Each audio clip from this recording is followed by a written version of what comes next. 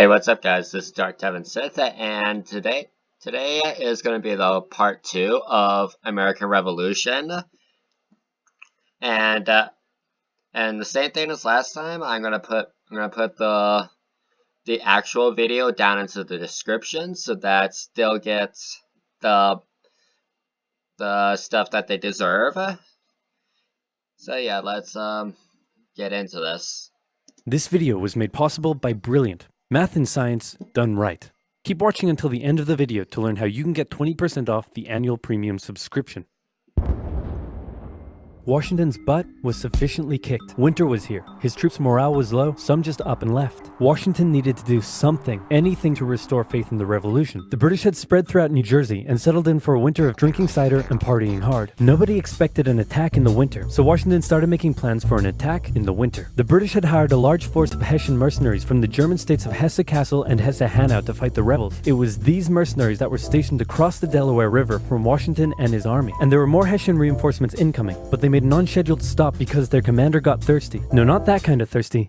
That kind of thirsty. It was Christmas Eve with a blizzard outside when Washington heard the Hessian defenses were down and he decided to attack. He made a perilous crossing of the icy Delaware River with 2,400 men and marched 9 miles to Trenton, where he caught the Hessian forces completely off guard. After a short but fierce battle, the Hessians surrendered in droves. It was a much-needed victory that sent a clear message, not only to the British, but to Americans across the colonies. The war was far from lost. General Cornwallis led the British forces south to counterattack the Americans, but in a series of battles, Washington's defensive positioning and flanking maneuvers defeated the British 3 times in 10 days, and the British decided to abandon southern New Jersey for the rest of the winter. Washington finally set up a winter camp in Morristown, but for the Americans, there was much less partying than the British. Elsewhere, the British had taken Newport, Rhode Island, because it was a good naval base. In the south, they failed to take Charleston, South Carolina, which left British loyalists unsupported and vulnerable to more harassment and even mass expulsion. Congress sent Benjamin Franklin to France on a mission to convince them to join the war, and while the French generally loved any opportunity to hoodwink the Brits, they didn't want to join unless it was a sure win. So for now, Franklin spent his days chilling out and chasing tail. The British Parliament couldn't believe the war wasn't over yet, and the pressure was on to end it. So the British came up with a plan.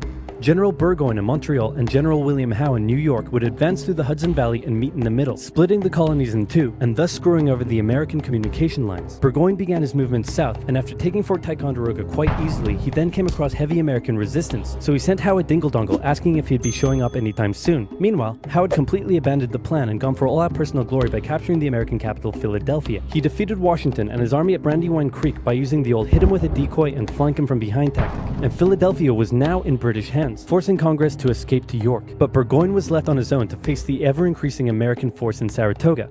American General Horatio Gates teamed up with our old friend Benedict Arnold to deal one final blow to Burgoyne's army. Arnold wanted to take the fight to the British, but Gates wanted to wait for the British to come to them. After a heated debate, Gates, the senior officer, told Arnold to go to his room, but Arnold defied his orders, and at the Battle of Bemis Heights he charged at the British and obliterated them. Great job, Horatio. By the way, what happened to that other guy who was in Saratoga? Who? Benedict Arnold. Never heard of him. Ouch. Once again. Hey George, didn't I do a great job? Taking Philadelphia and all? Didn't I? You're fired. Both Burgoyne and Howe returned to Great Britain, leaving British General Henry Clinton to take charge of the war. And the war was about to take a nasty turn, because with the victory at Saratoga, the French were finally ready to join the Americans. Alright Benny, we're in. Hey, isn't this kind of funny? You know, because you're a republic trying to overthrow an absolute monarchy, and I'm an absolute monarchy helping you? Like, could you imagine if your revolution inspired my people to revolt against me, and then they imprisoned me and all my family, and they chopped all of our heads off? Could you imagine? That's called foreshadowing. For now in America, winter was here once again, which meant yet more disease, more starvation, and even a little mutiny. After losing Philadelphia, Washington's job was again on the line, but suddenly, a Prussian guy with a very fancy name, hired by Benjamin Franklin, showed up out of nowhere and said, "Hey, I'm here to give your men a European military training." And train them he did. They learned how to shoot accurately, how to march in formation, where to poop and where not to, and strict punishments were handed out to any who didn't comply. Washington's army came out of the winter in 1778 a new and improved force, ready to take Philadelphia back from the British. In the end though, they didn't have to. With the French entry into the war, the British ordered General Clinton to evacuate Philadelphia and consolidate all of the British forces in New York. So Washington sent Benedict Arnold to reoccupy and secure the city as he pursued the British through New Jersey on land, eventually finding a good opportunity to attack at Monmouth Courthouse. The battle took place on a sweltering hot summer's day, and as many soldiers died from heat stroke as they did from battle. In the end, after some incompetence/borderline treason from Washington's second in command, it was a draw. And in this war, a draw is kind of a victory for the Americans. Next up, Let's talk about this guy. This is John Paul Jones. John Paul Jones is handsome, Scottish, and absolutely insane. When the war first broke out, everyone was like, how did the colonies expect to stand up to the might of the British Navy with their meager fleet of converted merchantmen? Yep, try telling that to John Paul Jones. This guy sailed to the British Isles, somehow captured a British ship off the coast of Ireland, and brought it back to France. Then he returned, attacking more ships, raiding towns, and evading capture the entire time. These are basically pirate tactics. But hey, if it works, it works. In one incident, he captured a British ship and returned to a Dutch port without an official ensign because his was lost during the battle. That's a big no-no and can have you arrested as a pirate. The Dutch helped him out by quickly creating a design based on Benjamin Franklin's description of what the American flag should look like, and they entered it into their records as an official US flag. What they came up with looks pretty cool. The whole campaign probably played heavily on British morale and brought into question their ability to win the war. And fun fact, he was so cool that one of the towns he raided in 1778 gave him an official honorary pardon in 1999. Keep ripping in heaven, John Paul Jones. You're an angel now. What the Continental Navy was lacking in resources though, the French entry into the war made up for. The French began with naval skirmishes in the English Channel, and they sent a large fleet to America, although it sustained a lot of damage in a storm off Rhode Island. The Americans were hoping for a bigger commitment from the French, so John Adams went to France to help Benjamin Franklin continue negotiations. Oh good, you're finally here. Check this out. Hey ladies, I'd like to fly you like a kite, cause you're electrifying. Isn't this great? Is this what you've been doing? Yeah, why? We were sent here on a diplomatic mission to secure military support from France, not to philander with the locals. Wait, no, ladies, come back. Worst wingman ever. But the Americans would get some more help. The Dutch provided aid, although they never formed an official alliance. More significantly though, the Spanish, who had already been providing aid, officially joined the war in June 1779. They would provide support in the Midwest and the Gulf Coast, campaigns that heavily impacted the Native American tribes in those areas. Both sides actually enlisted the help of Native American tribes throughout the war, sometimes even pitting those tribes against each other. In the summer of 1779, after a series of raids against the Americans by the Iroquois, Washington organized an expedition that burned down more than 40 villages, forcing the tribes to relocate to Canada for British protection. And another group that shouldn't go unmentioned were African Americans, both free and enslaved. They joined both sides of the war, hoping to gain their freedom. But afterwards, many were simply returned to slavery, particularly those who had fought for the Americans. Despite owning slaves himself, Jefferson had written a condemnation of slavery in the Declaration of Independence, but out of fear of offending the southern colonies, this was removed from the final draft. For the same reason, the American Army stopped enlisting African American men in 1775, a policy that Washington, a slave owner himself, supported. But they were forced to reverse the policy after the British promised freedom to any slaves who joined them. In general, you stood a better chance of gaining freedom if you fought for the British. However, even those that left with the British after the war suffered mistreatment and discrimination in their new lives outside of America. Our good friend Benedict Arnold is now in charge of Philadelphia, having a good time, partying down with, and even marrying a member of the Philadelphia elite. The same elite that had partied down with the British when they controlled the city. And suddenly, the people of Philadelphia, including the state governor, started accusing Arnold of having pro-British sentiments. To keep the people happy, Washington wrote a letter rebuking Arnold, calling his conduct imprudent and improper, and that was too many ouchies for Benedict Arnold to handle. He asked Washington to put him in charge of the fort at West Point. Then he contacted the British, offering to hand the plans of the fort over to them and join their side. Our good friend Benedict Arnold is our good friend no more. Luckily, the treasonous plans were discovered on a captured British officer, but Arnold managed to escape before he was arrested. As a British brigadier general, he would go on to lead raids against American cities, most notably his raid of Richmond, Virginia in 1781. His betrayal shook George Washington, who had once again set up camp at Morristown. His leadership somehow held the Continental Army together through the harshest winter of the war. We're entering 1780, and Parliament was hopping mad that the war still wasn't over. The British debt was soaring, and despite taking parts of Massachusetts in late 1779, the North was in a stalemate, so the British decided to make a major shift in strategy to the South, an economically rich area with a higher level of support for the British, or so the British thought. A year earlier, they had captured the underdefended city of Savannah, Georgia easily, and a joint American-French counter-siege failed. Now, they laid siege to Charleston, South Carolina. It fell within months, with thousands of American troops surrendering to the British, a costly defeat. The British quickly moved to take control, and they sent stereotypical Hollywood villain with a British accent Bannister the Butcher Tarleton into the backcountry, where he hunted down rebels and destroyed them with ruthless brutality. The British presence also inspired local loyalist militias in the backcountry to rise up against their persecutors. The British really seemed to be onto something with their new strategy, and the ball was very much in Washington's court. I'm gonna send my most loyal general, Nathaniel Greene, to the south to stop the British. Gonna have to overrule you there, George. We're sending hero of Saratoga and your biggest rival, Horatio Gates. Watch this, George. I'm gonna save the day again, everybody will love me, and I'm gonna get your job. Here I go. And he got into one battle with Cornwallis, got annihilated, and ran away.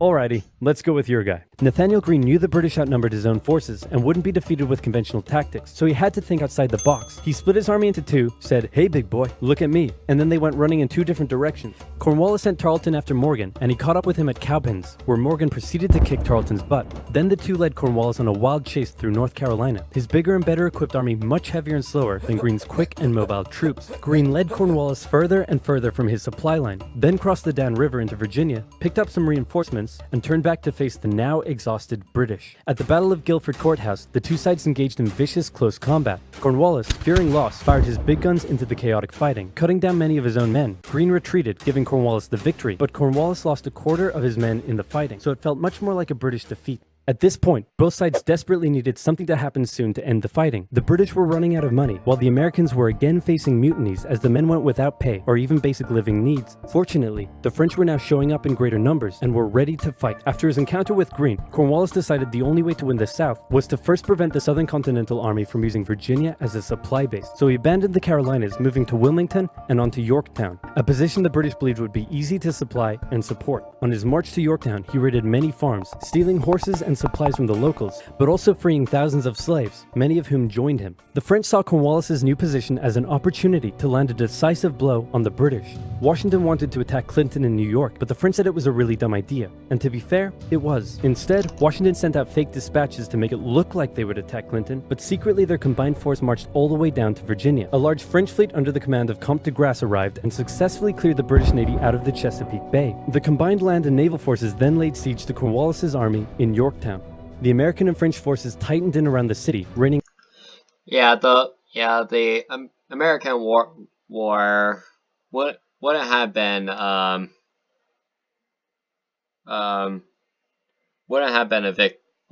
been a victory for the Americans if it wasn't a help for the French. The French helped the Americans a lot during the American Revolutionary War, and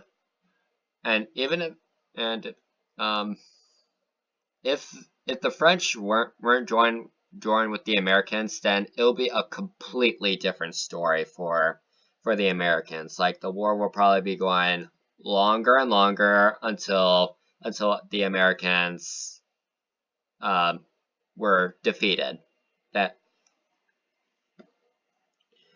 But yeah, the French were the most important thing in the war that gave the Americans the victory.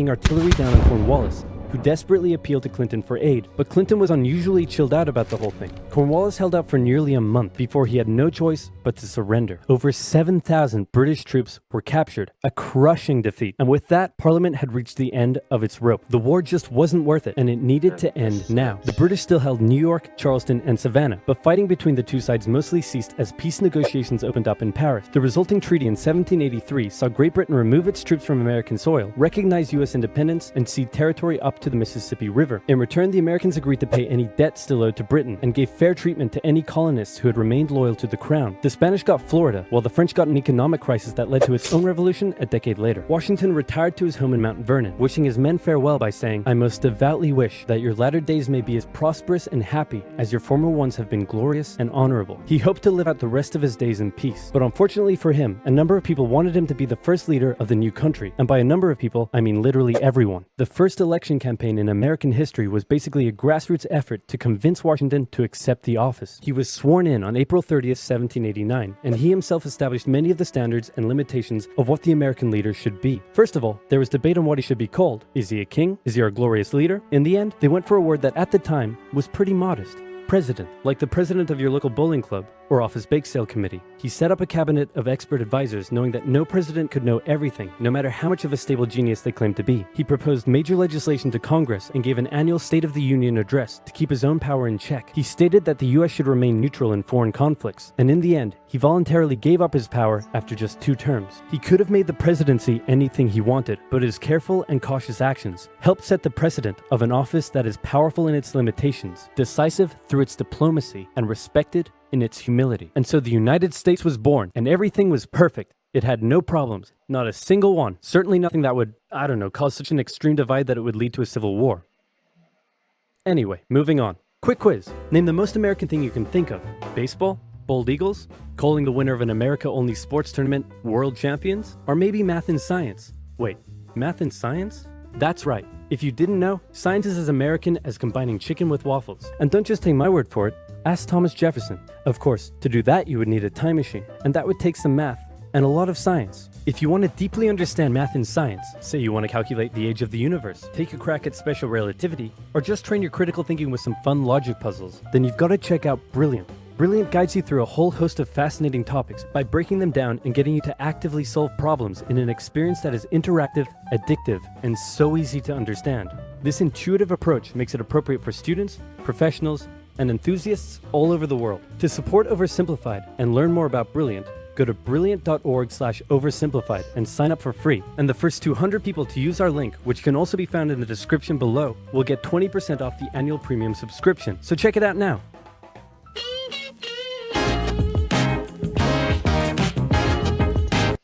Yep, I enjoyed the video. It's really nice, like nice animations and some humor in this video. But yeah, it's not a bad video. So yeah, this is gonna be the end of today's video, and if you like this video, then smash the like button and subscribe, and also go to their their channel and give them the likes and everything of what they deserve it to be. So yeah, I'll catch you guys next time. Bye, you guys.